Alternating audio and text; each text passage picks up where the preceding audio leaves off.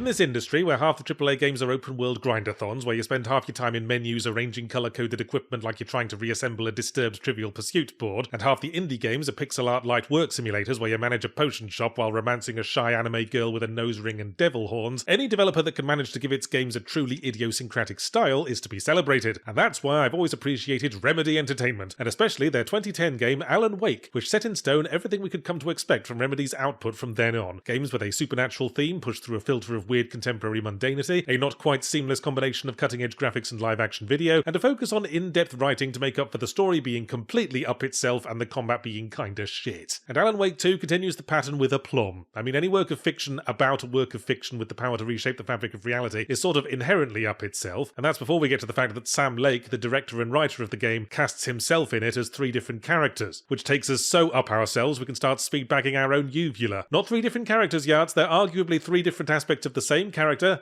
Well, that's just slid us another 6 or 7 inches up ourselves, hasn't it? Now our hands are sticking out of our mouth and gesturing to see the wine list, and the combat reaches all new original levels of being kinda shit, and once again feels like it was tokenly included to retain the title of video game in the traditional sense, the equivalent of the one cafe latte the pretentious screenwriter buys every couple of hours so he can keep using his laptop in the Starbucks. But first, the plot summary. Horror writer Alan Wake jumped into a big lake full of mysterious occult wank to save his wife, and is now trying to escape from the mysterious occult wank by writing a story that the mysterious occult wank will turn into reality somehow. And there's an FBI agent in the real world who becomes aware of getting pulled into the reality Alan Wake is creating, and there's an evil version of Alan Wake who looks just like him but less soberly dressed, and everyone and all of reality might be real or fictional, but it doesn't really matter. Oh, and the first game and the DLC for Control are both canon and essential reading for understanding what the fuck's going on, but the semi-sequel Alan Wake American Nightmare you should completely disregard. Any questions? No? Good, moving on. Gameplay is split between 2 parallel storylines, classic Resident Evil style, although you can switch back and forth between chapters, and I do recommend alternating because the story about Saga Anderson, the nice confused FBI agent and normal person, getting her head around all this pretentious bollocks makes for a nice break from the Alan Wake sections, where he continues wandering uselessly around his personal nightmare realm, while being so up himself he's considering the real estate potential of his lower duodenum. Also, the unique features of Saga's story, include a detective adventure game element, where we apply the known facts to the appropriate bits of red string on our giant mental corkboard to unlock the next lead. Not that there's much actual deduction involved, it's fairly easily brute force by just throwing every fact at every thread until something clicks, which is certainly easier than deducing which of the 3 threads that a fact could potentially go on to was the one the developers were actually thinking of. Nevertheless, I found myself missing it during Alan's chapters because at least it obliged me to demonstrate some understanding of what the fuck was going on to proceed, whereas, and let's be fair here, Alan's bits have clearly prioritised atmosphere over narrative coherence, and now let's be less fair, it's a bedraggled dude wandering around a load of old bollocks with a look on his face like he's expecting a worm from a giant mummy bird. Alan's game takes a more Silent Hilly approach where we systematically explore an abandoned hotel or dog grooming salon, looking for the locked doors and the keys to open the locked doors like a janitor on his first day whose supervisor isn't answering their phone, with the added twist of Alan's power to rewrite the story to alter certain rooms and open up new doorways. It gives a rather effectively creepy feel of being trapped in a surreal introspective world with a sense of reality as reliable and permanent as a career in corporate tech journalism, but then one of the wibbly-wobbly shadow dudes elbows you in the face and you remember you're also trapped in a surreal introspective world with a shitty combat system. How do I hate thee? Let me count the ways. You have to stun enemies with your flashlight before you can even hurt them, so if you're out of flashlight battery, all you can do is mug to camera and tug on your collar meaningfully, and only some of the shadow enemies in Alan's world are actually a threat. You waste flashlight on some of them and they just disappear, going, sorry, I was just looking for the bog. Meanwhile, Saga's combat usually happens in the middle of thick wilderness and features a lot of enemies getting right up in her face, and the camera placement means the subsequent experience consists of staring at a few really close-up leaves while listening to sounds that may or may not represent Saga getting the absolute jurisdiction beaten out of her. There's a dodge move, but it more resembles the character being briefly seized by the urge to breakdance and flips a coin on whether or not it actually bloody dodges anything. Still, combat being shitty and generally to be avoided is often the point in a horror game. You're not supposed to feel like Chuck fucking Norris, roundhouse kicking the little girl from the ring back down the well, but still, there's scary shitty combat and there's annoying shitty combat. It's the difference between Michael Myers chasing you through the dark spooky house and Michael Myers preventing you from pulling out of the dark spooky house because he parked his car across the driveway. I've got other gripes. The storytelling is still mired in that Remedy habit of going, we're playing things out in exactly the manner we want, and if you've got ideas of your own for where to stand during this unskippable conversation, then you can jolly well put them up yourself, Sonny Jim. And the ending sucks. I won't spoil anything, but if you're wondering why Alan Wake American Nightmare is no longer canon, it's because it had a satisfying ending that tied up all the loose ends that might have kept the DLC and sequel trainer rolling indefinitely, and you can be fucking well certain Alan Wake 2 is determined not to repeat that mistake. But at the end of the day, Alan Wake 2 has an undeniable energy and a vision that it is clearly unwilling to compromise, and that alone makes it worth checking out. There are certainly moments that may provoke an eye roll or two, but there's nothing inherently wrong with being up yourself. It's just another word for auteur, isn't it? And it's a good way to check for prostate cancer.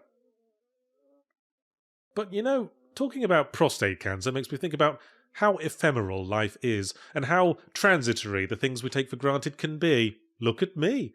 2 weeks ago I was making a series called Zero Punctuation for a site called The Escapist, and that's all changed now. We've moved on to Second Wind, where we can be 100% creator-owned and independently funded. There's all kinds of cuntery we can get away with now.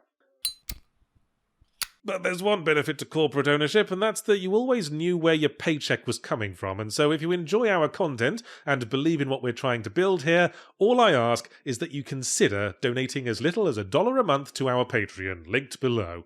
There's all kinds of crazy perks and behind-the-scenes access you could be enjoying, and if you can't spare a thing, that's fine, even a like and a subscribe could go a long way, or perhaps sending the video link to some of your millionaire friends. Thanks for listening, and an extra special thanks to everyone who's already done their bit to support us. The response since it all went down really has been extremely humbling. Don't worry, I'm not going to have an impassioned talk like this every week. I think next time we'll go back to the smash cutting to the overly loud credits music right after the final gag. It's just because this is the first.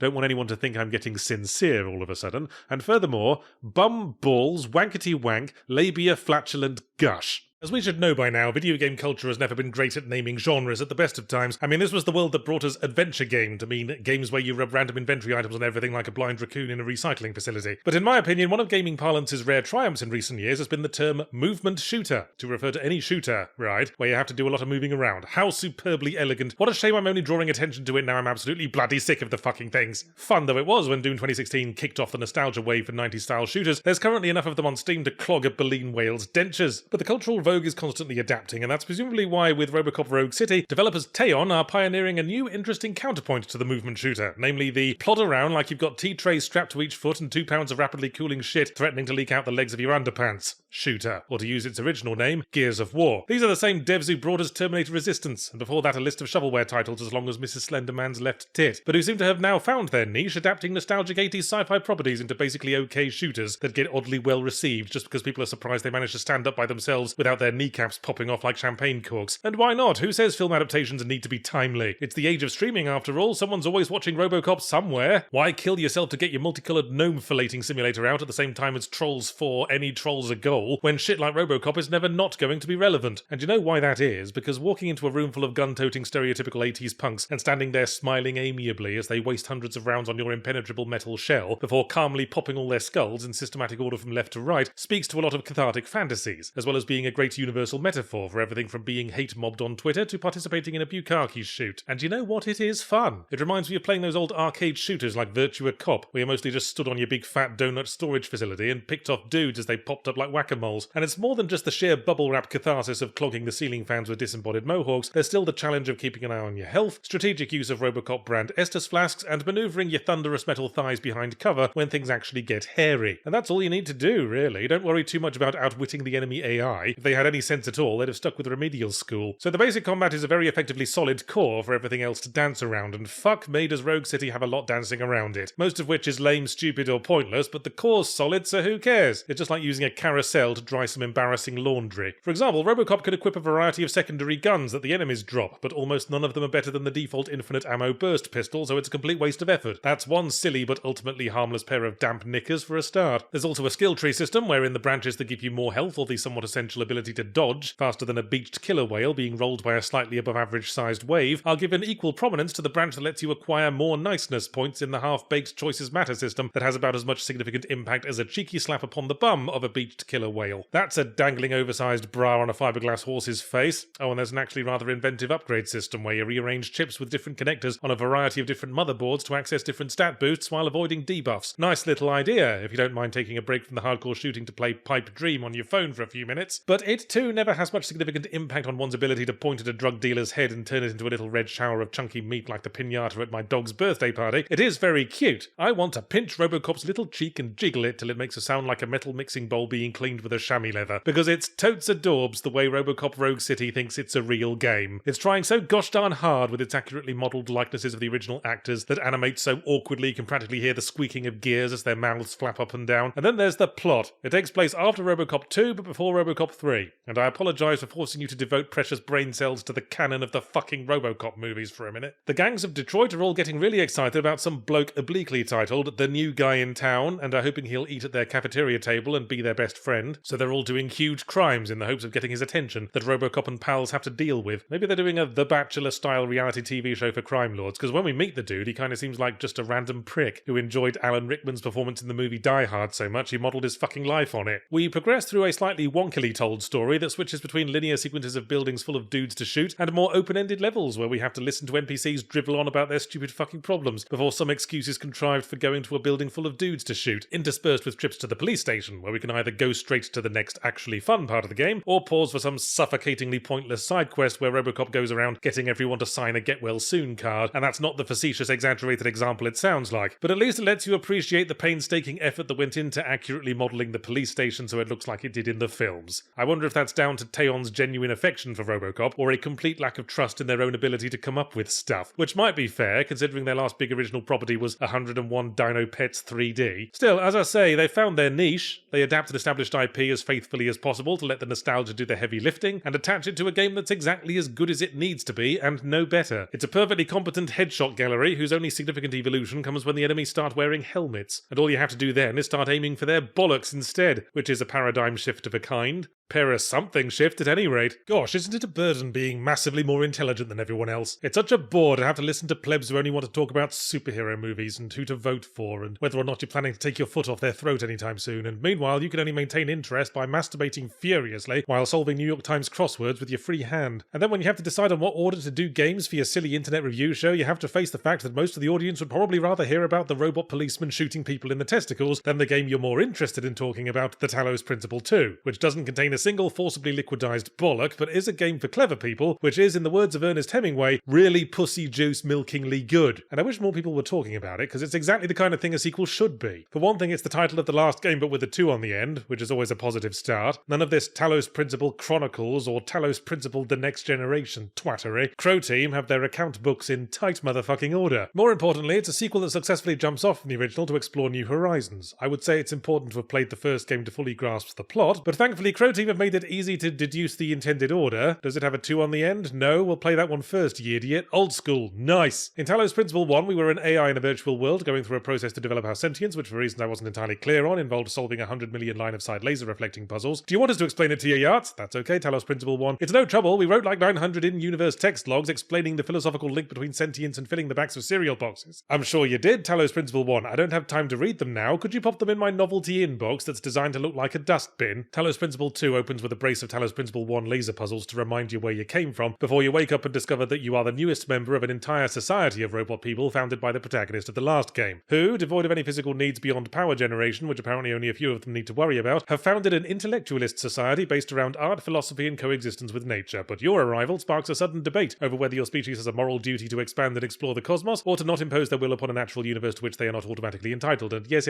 sorry to interrupt, but I'm actually just a knobhead who likes solving line-of-sight laser puzzles, and I'm worried I came in the wrong door. We're getting to that. The robots are shaken when, at your birthday come gender reveal party thing, a message from a faraway island appears that may represent some hitherto unknown intelligence, and when you go to investigate as part of the official expedition, you discover a giant futuristic pyramid, and the only way to open it, unlock its secrets, and indeed define the very future of your civilization is to solve 100 million line-of-sight laser-reflecting puzzles. Oh, thank Christ for that. I was worried we were going to let the purpose of existence and nature of reality get in the way of important things, like completing the book of word searches I brought along for the flight. Let's not dwell on the puzzles, because they're just fine. A fully laden conveyor belt of tightly designed intellectual challenges that employ a variety of different elements, but individually remain deceptively simple until you actually try to take the most direct approach and realize there's a cocking great statue of an upraised middle finger or whatever right in the path of the laser, but after about 10 minutes of fiddling, my brain shifts perspective with an audible plop and I figure out the solution. So the puzzle aspect is as solid as a gameplay core needs to be and gave me all the necessary amount of brain boners. The only thing marring it is that while the gorgeous expansive environments provide a delightful sightseeing tour when you're first going through the mandatory puzzles, when you're looking for the optional puzzles and collectibles, they become an annoyingly large space to traipse back and forth across, like you're chasing your lost dog around the British Museum. But as you might have already surmised, it's the setting and the story that are putting the really impressive work in on this one. Did I already mention the entire vacuum cleaner seducing city of intelligent robots you can entirely optionally explore before you even get to the puzzly bit, full of jaw-dropping architecture and deep conversations and a memorial to cats for some reason, and even while you're slogging away at the puzzle coalface, you continue to get a sense of the larger world you're part of because you're plugged into in-universe social media, full of bored hyper-intelligent beings with nothing to do all day but watch what you're doing through your eyes and argue about the implications. It's like streaming, except the audience consists entirely of Greek philosophers rather than incoherent shitpipes who keep donating small amounts of money to make you say the phrase willy fiddlers over and over again. There's so much fucking dialogue. The first game's bad case of text log syndrome has spread to the fucking spinal column, but I love the depth of philosophy it explores. Broadly, the argument dividing the robots is whether to expand and follow the natural drive of living things, or to break the cycle that doomed the original flawed genital-owning humanity and just live out their days sniffing each other's exhaust pipes and thinking about stuff. But each side has multiple nuanced takes, and when you're asked to make your position clear, there's usually around 19 different options. Maybe you agree with the conservatives because you think physical expansion isn't necessary for intellectual evolution, or out of a semi-spiritual appreciation for the purity of the natural world, or because you're afraid of the rampaging crab warriors from Splurgle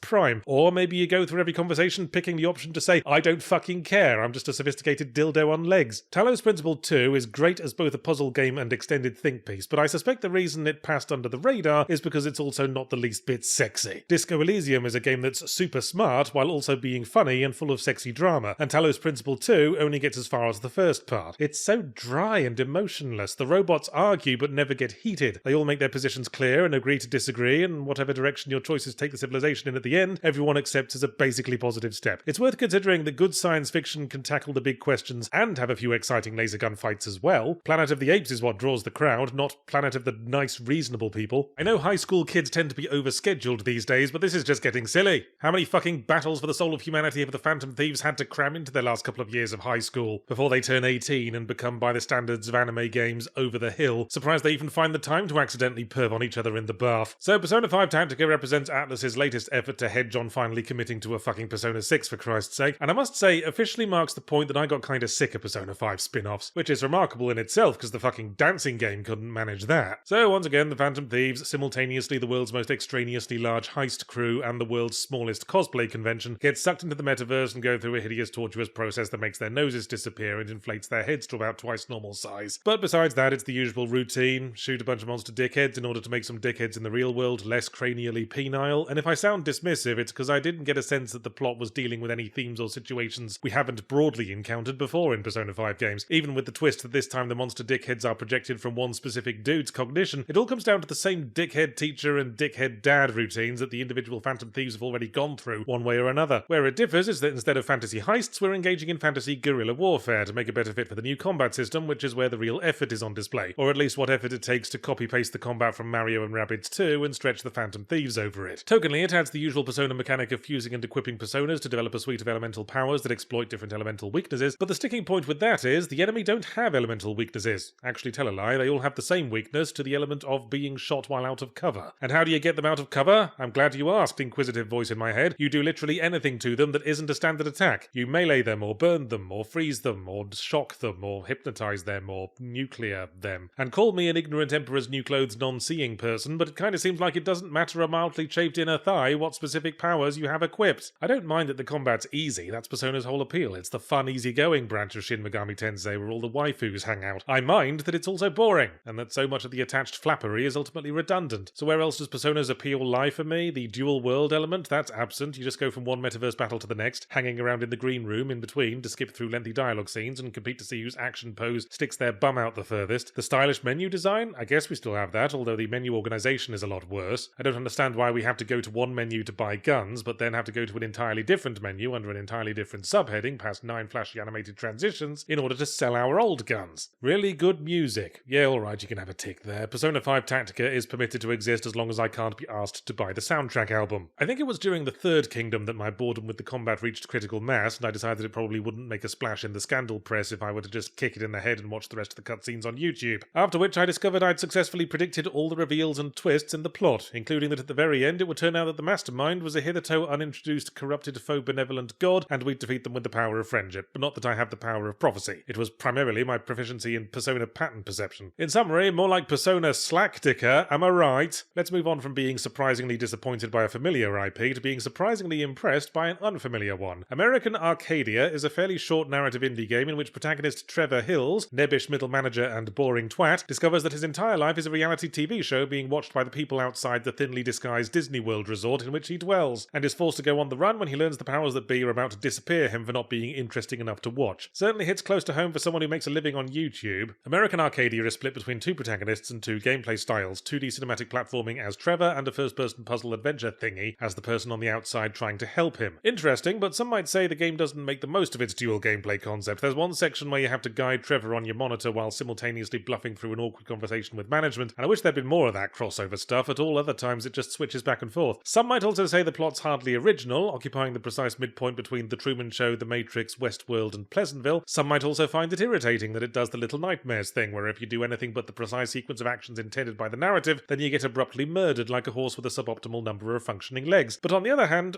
actually, why did I like American Arcadia? Well, this is the thing, viewers. I wasn't sure I was liking American Asphyxia. The first-person bits occasionally descend into annoyingly obtuse sliding tile-adjacent puzzles, and meanwhile, the 2D gameplay features a lot of pushing boxes around, which is the narrative puzzle platformer equivalent of the inoffensive shade of pastel green used to paint the walls of mental hospitals. The very character-focused story was engaging enough, but the dialogue's a touch shaky at times. I'm getting a little bit sick of that thing Yuri Lowenthal always does when voicing nerdy characters. Deliver half his lines in an incredulous high-pitched shriek like a 50s housewife noticing a mouse in the kitchen. But I'll tell you what it was that flipped my thumb around to an upward direction. American Arsburger probably has the most satisfying ending of any game I've played in quite a while. Obviously I won't spoil, but you know how films with PG ratings are allowed to say fuck precisely once? If that's also the case with video games, and if there were some kind of annual prize for best strategic use of your one permitted fuck, then American Auntie Nora would be my hot pick. Goes to show just how important a good ending can be in the grand scheme of things, as I said in my Yelp review for my local Asian massage parlour. Experience has taught me never to expect much of big studio games that come out in mid-December, too late for any game awards or to go on anyone's Christmas lists. Let's just say that when a dog gets furtively kicked out of a car in the middle of nowhere, it doesn't speak terribly well for the amount of faith the owner had in the dog's ability to not whittle on the carpet. Which is odd, because last I checked, James Cameron's Avatar The Last Smurfbender is a fucking red-hot piece of pop culture IP. The last Avatar movie did gangbusters in theatres, apparently.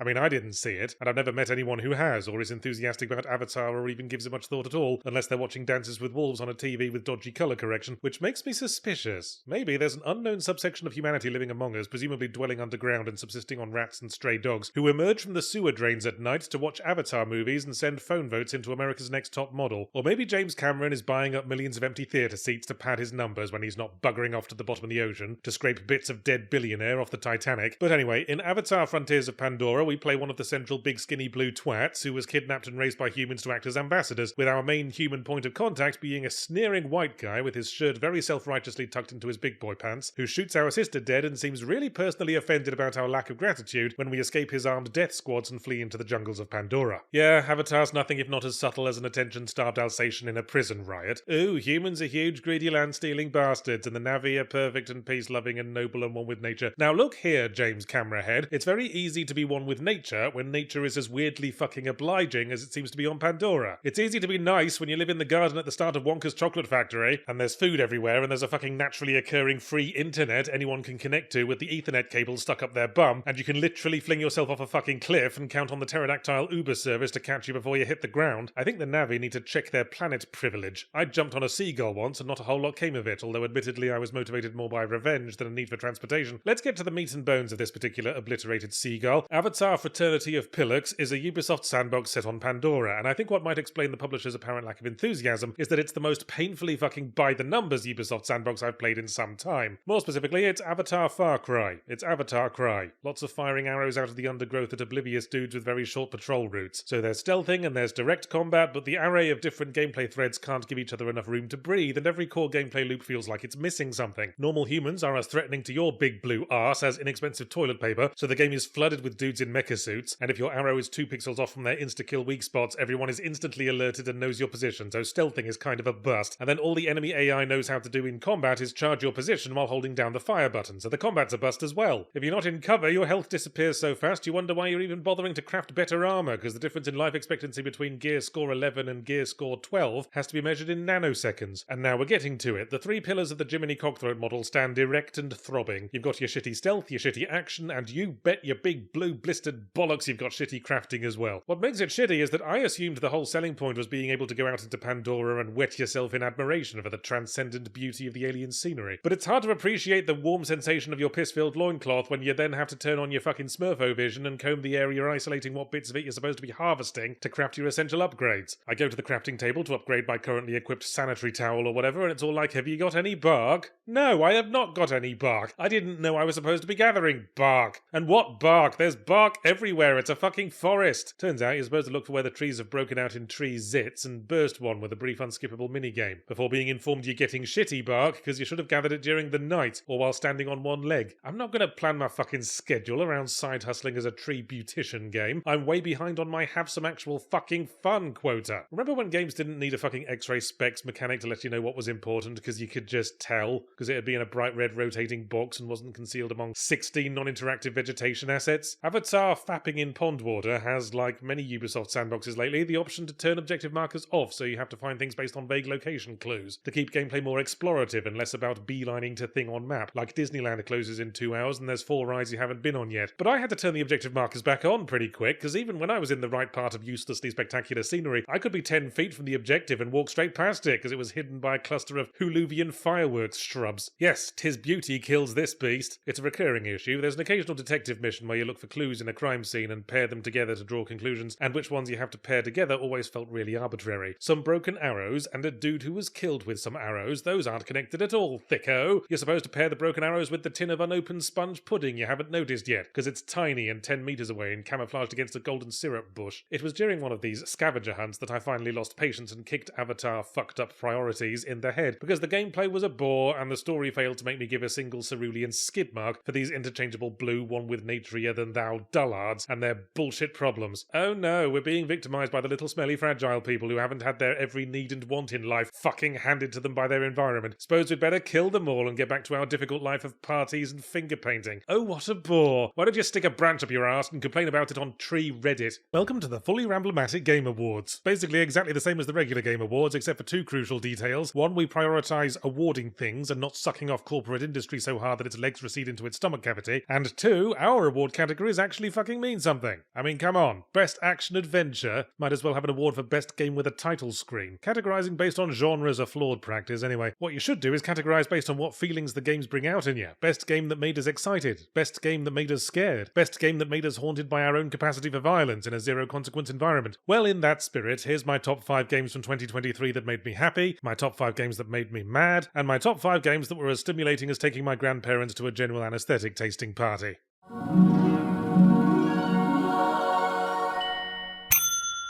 Kicking off with my 5th favourite game of 2023, Dredge, an understated horror post-dad game about scouring every inch of a dreary ocean to draw up the few commodities within that are either valuable or at the very least make for interesting conversation. And maybe it spoke to me so much because it's such a wonderful analogy for my own job, although I don't usually have to carefully navigate choppy waters to avoid being speared by merciless tentacles, only when talking about Hogwarts Legacy.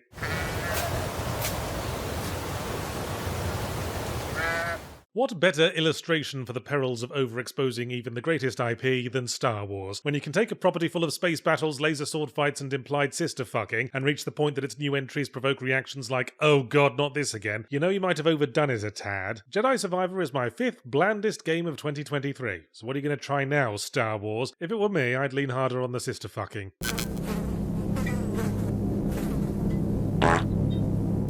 It was heartening this year to see general audiences turning against live service gear grind design and more towards the artfully designed single-player experiences like Baldur's Gate 3, which isn't getting any prizes from me because it won TGA Game of the Year and I don't want it getting too smug. In a way, I'm grateful to Redfall for being one of the early signs of this positive shift in the wind. Thanks, Redfall. Now get out of here, you fucking suck.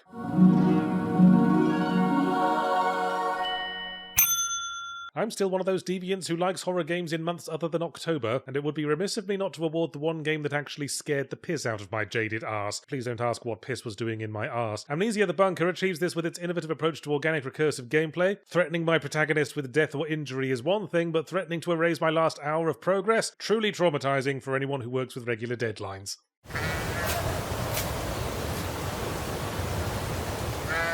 Obviously, any game with a protagonist named Clive has no business in anything but the bland list, but that's underselling Final Fantasy XVI's real achievement in mediocrity. Finally committing to real-time hack-and-slash combat did little to distract from its utterly pedestrian plot, livened up only by its ambition to rip off Game of Thrones at every turn, while forgetting the one ingredient that made Game of Thrones worth watching: sex scenes with visible nipples.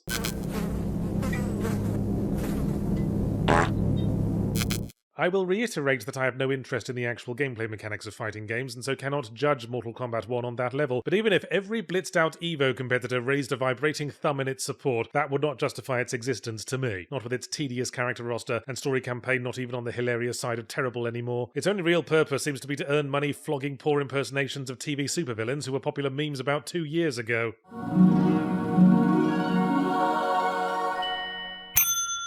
I'm still a little iffy about awarding a game still in early access, whose entire buttocks could fall off at any moment with a bad update, but you know what, with its innovative procedural design and detective mechanics, Shadows of Doubt was the first of the only 3 games this year that actually made me excited. Good excited, I mean, not Monkey Man at the start of 2001: A Space Odyssey, learning how to hit things with a stick and immediately channeling Phil Collins excited.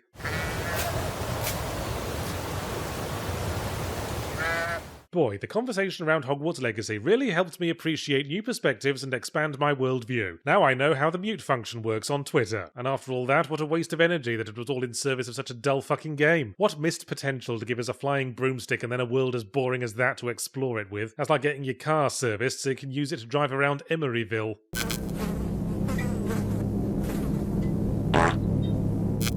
You may have already guessed that these awards are for all the games I've reviewed, regardless of what label they were reviewed under, and you may recall at one point under the previous label I panned a game that I wasn't allowed to identify, because the pricks moved the embargo just before the video came out. But embargo's long over now, so I can finally admit that it was Hellboy Web of Weird. Thanks for playing this brief round of what all media will be like the moment American democracy drops the pretense and elects a corporation as president.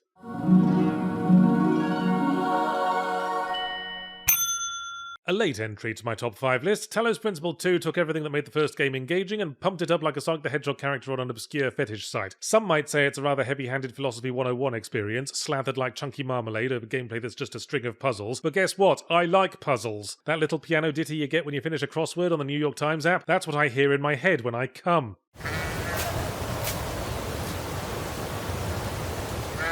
As late as a late entry can possibly get, Avatar handily takes the crown of inevitable Ubisoft Sandbox bland game winner from previous frontrunner Assassin's Creed Mirage for similar reasons to Jedi Survivor's presence, in that it set out to make a game about playing a big blue cat exploring a vast alien botanical garden while blitzed out on ketamine, and the result somehow still found a way to bore off all 6 of my nipples.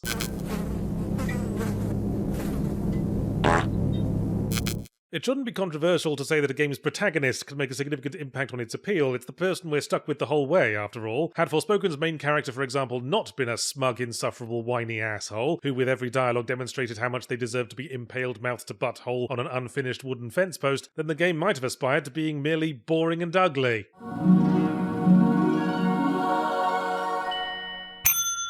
But when it comes to the good games of 2023, apparently they all should have stopped trying in February, because that's when Hi-Fi Rush came out and it just wasn't topped for me. It's bright and colourful and innovative and funny and stimulating and finished in a reasonable amount of time, and in brief, feels like you're playing a really good third-party game on the PS2. Do more of this, games industry. Remind me more about how it was before you made everything go to shit.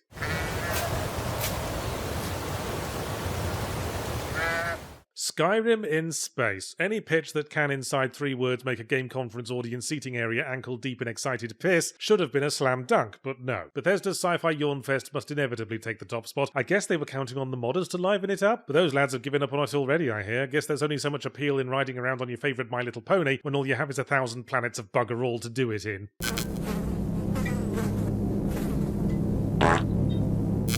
I vacillated for a while on what order to put my top 2 worst games. Forspoken functions, yeah, but Gollum is at least aware of the loathsomeness of its protagonist and is more to the point mercifully brief. But at the end of the day, there's no overlooking what a gigantic fucking mess Gollum is. It's like comparing a broken down car to a pile of disembodied panda guts. I can't in good conscience pretend I'd prefer to keep the panda guts around just because it's cheaper than buying tinsel for the Christmas tree. And with that, we've hammered the last nail into the coffin of 2023, ready for next week's roundup of games I didn't review to finally shove it off the cliff onto the jagged rocks below. But it's important at this time to remember the poor and unfortunate content creators of the world. As we begin our first official year, don't forget Second Wind is entirely independently funded and we rely on the support of viewers like you to keep going. So if you've got a moment and these weekly videos bring even a little much needed sunshine into your horrible life, jog along to our Patreon page and see if any of the subscription bonuses tickle your clitoris. Yeah, I know donation drives are a bore, but all the good wishes in the world won't get us past the budget section of your mum's blowjob catalogue. There are many reasons why a game might escape my review treatment. Maybe there just wasn't a spot to squeeze it in, maybe the theme wasn't my cup of tea, or the genre wasn't my hypodermic of jizz. Maybe I just plain no second-hand spunk mops couldn't be arsed. So here are my thoughts on some of the overlooked games I played in 2023. With the year behind us, I can now at least be asked to do a roundup of quickie reviews, because there's nothing quite like an arse roundup when you're in the mood for a quickie. That made sense when I got up this morning. Pizza Tower.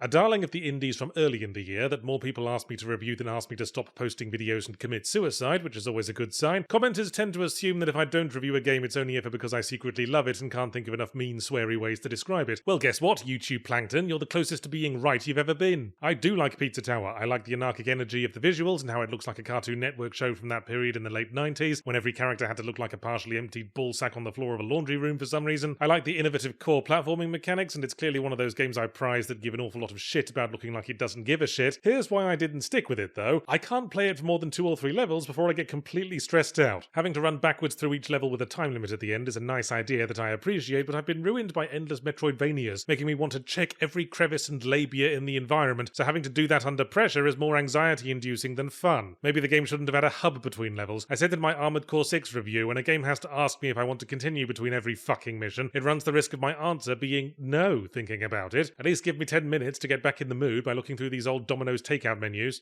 Cocoon. I was dismissive of Cocoon at first glance because it seemed like one of the many flavours of generic arty indie game I deal with. Isometric explorathon, unknown protagonist in lonely alien landscape, interpretive plot, understated soundtrack, general vibe of a Lawrence of Arabia establishing shot. But the turning point came when I pressed a button and suddenly jumped out of the world, which it turns out was contained in a fishbowl in a weird alien interactive science museum. And before long we find more worlds in more fishbowls that you can put inside other worlds and even in themselves to solve these nutty Mobius strips of puzzles, and it's all jolly absorbing from a game design perspective. But now I feel like I'm waiting for the game that does something fun with it story-wise. It'd be perfect for my pitch for a game adaptation of Being John Malkovich that got me thrown out of the Universal Executive toilets. Sanobi. Pixel-arty 2D platformy affair, best summarised as Katana Zero meets Celeste meets a grappling hook, followed by a whirlwind romance and joyful marriage to a grappling hook, with a plot straight out of the grim middle-aged murder man haunted by lost loved one finds second chance at redemption while escorting innocent child, hairy dad playbook, but I can't hold that against it because, hey, grappling hook! One of those would have certainly improved The Last of Us if it had been used to tether the main characters to a speeding bus. Core gameplay's fun, easy to learn and hard to master, and evolves in all the right ways as you go through, but it doesn't build to an impactful climax for me. Partly because of the lack of a meaty final boss, partly the plot dragging the conclusion out a bit too long. It's got some nice twists, but I slightly resent a story where the twist hinges on your character's memory being false. Not in the James Sunderland unreliable narrator way, in the, hey, all these establishing scenes we showed you were outright lies way. I mean, what chance does that give me? Maybe the whole plot's lies, maybe it's all happening inside the mind of a dying seagull.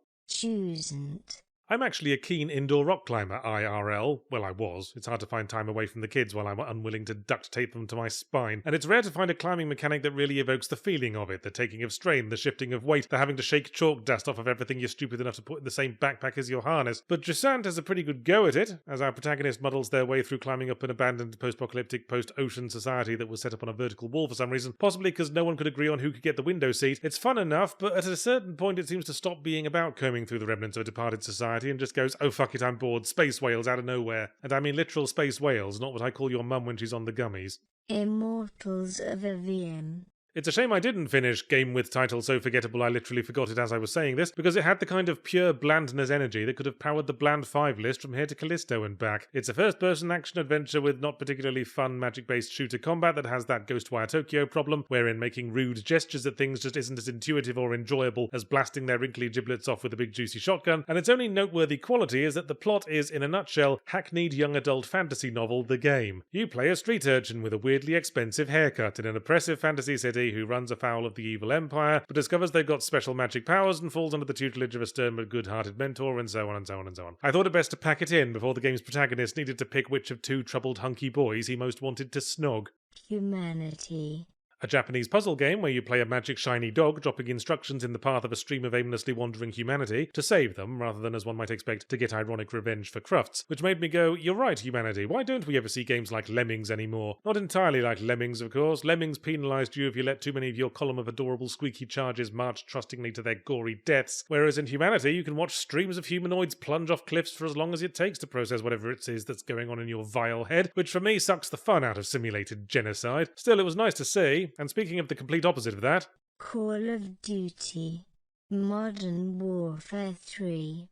didn't play it, never will. See, I played the Modern Warfare 1 remake, but when Modern Warfare 2 came around, I thought to myself, you know what, this does not spark joy. And I wish I could bottle the sensation of realising that I could just not play Modern Warfare games anymore. I'd make a fucking fortune. Doctor, I'm feeling really depressed, anxious, and inadequate as a man. I prescribe 400 milligrams of never playing Modern Warfare games again. Gosh, I feel better already. And with a much more nuanced view on unsanctioned foreign interventionism. Beyond Good and Evil, what's that? You younger viewers might be asking. I have never heard of that because it's unrelated to vaping or TikToks. Well, gather round, stupid kids, and I'll tell you a tale of... No, not that close. I need to maintain deniability. There are many things you may take for granted in this day and age, but there was once a time when Nintendo was best known as a playing card company, when Sony was best known for portable cassette players, and when Ubisoft made games that weren't shit. Believe it or not, there was once a time when they made quality, artistically driven single-player games like Prince of Persia: Sands of Time, Splinter Cell: Chaos Theory, and of course Beyond Good and Evil, a game beloved in the memories of retro gamers that still hasn't yielded a sequel, which is surprising for Ubisoft considering that all their other successful IPs have been milked all the way to their jaded, non-functioning tear ducts. But apparently it hasn't been for want of intention. They put out a new trailer for the sequel every few years to get everyone excited, before mysteriously going quiet about it again with the regularity of the fucking tides. All pre-rendered teasers, of course, so we still know as much about their concrete intentions for the game as we do about the dark side of Ganymede. But the fact Ubisoft apparently still recognises the nostalgia value makes it odd there's never been a proper remaster of Beyond Good and Evil. Well, there was an HD release for consoles in 2011, so check that out if you still have an Xbox 360 or a PS3 in the room where you also keep your mangle and your spinning jenny and your fucking time machine. To refresh my memory of it this week, I had to fall back on the slightly dodgy Steam port of the original PC version, which runs astonishingly well for a 20-year-old game in that it actually runs, albeit mired by a ton of early 3D graphics teething troubles, the odd glitchy visual effect, and being apparently mystified by the notion that we might want to look up and down on occasion. Still, these pseudo-cartoony graphics have aged surprisingly well as long as you don't pay too much attention to the facial animation, and notice that the protagonist blankly frowns her way through every cutscene like she stopped listening 5 minutes ago and is annoyed that she's still got the Magic Roundabout theme tune stuck in her head. Said protagonist is Jade, a spunky young photographer, reporter, adventurer, assassin, orphanage operator with a passion for justice and way too many fucking jobs, living on an idyllic world where humans coexist with sentient pigs, cows, and walruses. And if anyone asks what bacon cheeseburgers are made from, you're expected to subtly break eye contact and change the subject. Jade's excellent time management skills catch the eye of an underground resistance group who recruit her to join the fight against the evil authority that oppresses the planet under an iron fist. Well, they say they are, but they don't seem to be doing much actual oppressing on the ground. Sure, they put soldiers and propaganda screens everywhere, but seem to mostly leave everyone to go about their normal business of wandering about, racing, delivering all their voice-acted lines with slightly too much enthusiasm, and in Jade's case, smacking the absolute bacon cheeseburgers out of things with a big green stick. Part of why Beyond Good and Evil is remembered so fondly is that it was ahead of its time in so many ways. It mastered the art of being incapable of picking one core gameplay mechanic to focus on way before that was the fucking norm. In brief, it's a stealth action-adventure beat-em-up racing photography simulator. And what impressed at the time is the way it balanced all of that and kept it all functional, with the strong characters and setting putting the baby oil on the nude wrestling match. But note my very deliberate use of the word functional rather than outstanding. Driving the hovercraft around is probably the strongest element. It's as fundamentally smooth and entertaining as pushing a disembodied tit around an air hockey table, and the race missions make the most of it, even if the announcer deliriously screaming all his lines makes me feel uncomfortably like I'm riding Bay Area public transport. But let's just say the other elements certainly don't suffer from being over-designed. The combat never evolves past twat thing with stick, occasionally definitely pushing in a new direction to twat different thing with stick, and more could have been done with the photography mechanic that the game revolves around, maybe something like what Dead Rising would later do, award you points if you catch a beautiful shot of your pig dad doing one of his hilarious farts, all of which is doing a very spirited can-can around the uncomfortable truth that occurs while replaying Beyond Wood and Weevils, that for all its nostalgic reputation, it doesn't actually hold up so well. Part of the problem is that every inch of the game screams cutbacks. Ambitions very obviously had to be scaled down mid-development. The pearls are what give that away. Every challenge in the game is rewarded with pearls that you use to buy upgrades for your vehicle that open up more of the map. That's the core around which all progress happens. It's basically a more diegetic version of collecting stars in Mario 64. But at certain points you beat a story mission and the game goes, good job, here's 15 fucking pearls to buy the next upgrade, which you're getting because we love you so much and not because we had to cut the 15 extra side quests and challenges you were originally supposed to do to get them. Kinda wonder why they didn't just reduce the amount of pearls the upgrade cost. Maybe it was the sign painter's day off. Here's your new upgrade that grants your hovercraft the ability to fly. Wow, bet this'll open up all kinds of interesting new places to visit. Yes, if by all kinds you mean one, and by interesting new you mean identical to a previous place except all the enemies drop 3 pearls each. Because we're really tired and we just want you to get this fucker over with before you ruin your suspension driving over one of our vast plot holes. Another symptom of the cut downness, so many characters and situations are just kinda there, lacking proper introductions, so most of the plot twists land like watery cowpats. Hey, the regime that has been obviously evil in what few direct encounters you've had is actually evil. Look. Oh, so it is. What a dramatic turn of events that was. I think the reason why the sequel announcement caused such excitement, all 19 times it happened, is that the original is rife with unrealized potential. Great music, setting and characters, but it's like you're only glimpsing it through the holes in a pair of raggedy old underpants. Maybe they keep flaking on the sequel because expectations only get higher the more nostalgia blind we get over time. Let's just move on. Let's just say something is Beyond Good and Evil 2. Horizon Zero Dawn, there you go. You're Beyond Good and Evil 2 now. And Kena Bridge of Spirits, you're Beyond Good and Evil 3. Boy, this is easy. It's like the end of Spartacus with slightly more masculine trousers. Oh, hello Ubisoft, I was just talking about one of your old games last week and how it's odd you didn't milk the IP until its udders turned into crumbling black stalactites like some properties I could mention. But listen to me go on, what's new with you? Oh, a Prince of Persia game. Well, speak of the devil, or the Ivrit, or the Jinn, or whatever's most appropriate for your multicultural team of various religious faiths and identities you're always banging on about. Oh, he's lost a crown now, has he? That's what happens when you eat too many Werther's originals. Prince of Persia The Lost Crown is a new side-on hack-and-slasher quasi-Souls-like Metroidvania, and its connections to previous Prince of Persia canon are tenuous at best. In fact, the titular Prince of Persia isn't even the character you control. The Prince of Persia is a rosy-cheeked, smooth-palmed mummy's boy whom the protagonist is called upon to rescue from Bowser's castle. Hell, later on in the plot, someone is revealed to also be a Prince of Persia, and they're not the fucking protagonist either. Talk about the glass ceiling. No, the only thing that connects Lost Crown's protagonist to established princes of Persia is that they live in Persia and they're a hunky boy with a posh accent who runs around with no shirt.